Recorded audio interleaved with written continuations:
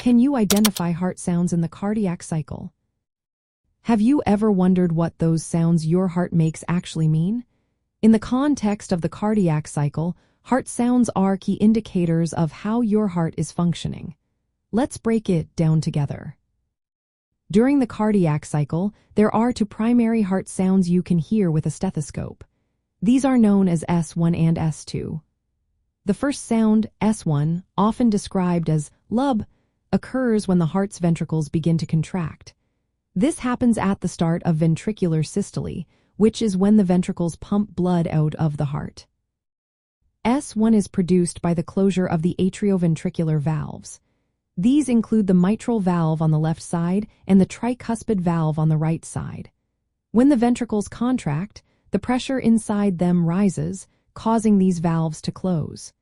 This closure prevents blood from flowing backward into the atria. Now, let's move to the second heart sound, S2, also known as dub. This sound occurs at the beginning of ventricular diastole, which is when the ventricles are relaxing and filling with blood again. S2 is created by the closing of the semilunar valves. The aortic valve on the left side and the pulmonary valve on the right side close to stop blood from flowing back into the ventricles from the aorta and pulmonary artery.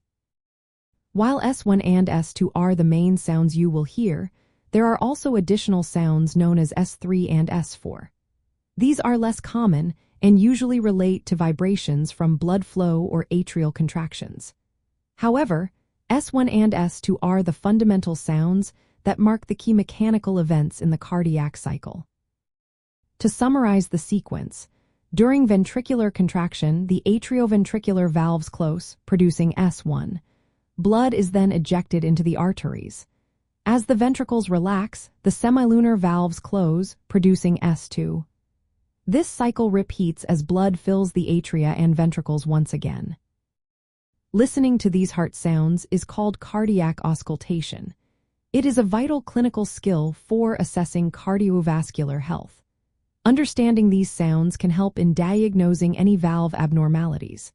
So, the next time you hear your heart, remember that those sounds are telling a story about your heart's mechanics and overall health.